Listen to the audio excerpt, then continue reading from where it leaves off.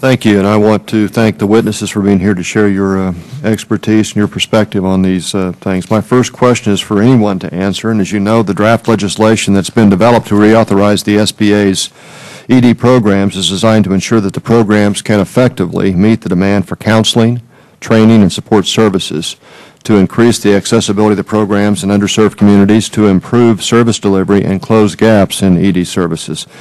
In your opinion, whoever would like to answer this, or several of you, do you believe that the draft legislation would be effective in achieving these objectives, and are there additional suggestions or specific reforms that you would recommend be included in this legislation? Anybody care to answer?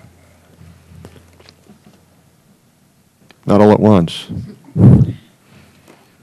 Any suggestions for improving the bill here that would provide better services to people we're trying to serve here?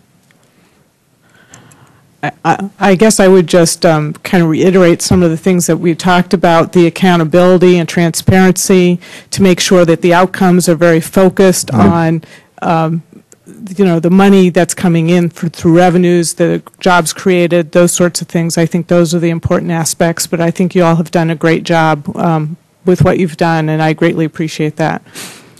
Anybody else? I would just add, Congressman, that I think the bill as written is a very good bill. I would encourage you on the accountability issues to encourage the SBA to look at accountability mechanisms that are already out there. Our industry, the microenterprise industry, working with the Aspen Institute and Ford Foundation and several others, have spent years developing monitoring and evaluation and good data sets and indicators. And so rather than just, kind of come out of the blue with something that no one has had to put systems together, we actually have longitudinal data and tremendous indicators and data sets that I think would be very useful in terms of developing accountability and outcome measures. And so I would really encourage you to do what you can to use the existing infrastructure for indicators for business development organizations for accountability. Thank you, Ms. Evans. Mr. Brown? Thank you for the question, Congressman. One thing that isn't clearly written to the bill that we've taken note is that we think it should be expanded to include not only veterans, but members of the Guard, members of the Reserve, and surviving spouses. Thank you. Thank you. Mr. Haig. A specific area that I think needs to be beefed up a little bit is the whole green aspect. Small business is about 50% of the economy of this country. And when you look at the resources that are available to small businesses, not just in business startups and job creation, but also in the area of energy conservation, there are tremendous opportunities. It's been shown that we waste about 30% of the energy that we use, and with some very simple things, which may just include maintenance.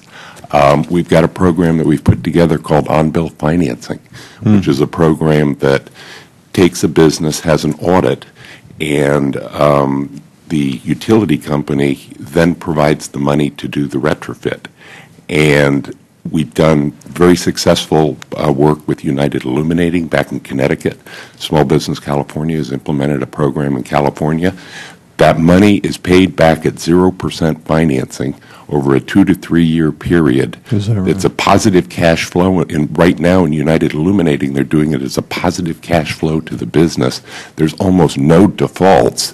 Not only is that helping the global warming situation, but it also is putting capital back in the business, back into the small business that they can use to hire people and buy equipment. Thank you. And my final question I'd like to direct to Mr. Brown of the VFW. Mr. Brown, as a veteran myself, I'm particularly interested in the opportunities available to those who've served our nation in uniform. As you know, the structure of ED entrepreneurial development assistance to veterans entrepreneurs needs to be improved, and I think this legislation would expand the Veterans Business Center program. I noticed in your testimony that you feel the legislation does not go far enough in ensuring that the veteran small business owners have access to capital, does not address a lack of entrepreneurial education assistance, and doesn't address a lack of compliance with federal contracting requirements. Can you go into a little more detail on how those could be addressed if you think they could? Thank you for the question. Much of what I'd say is what I'd reiterate that I have said earlier in regards to access to capital.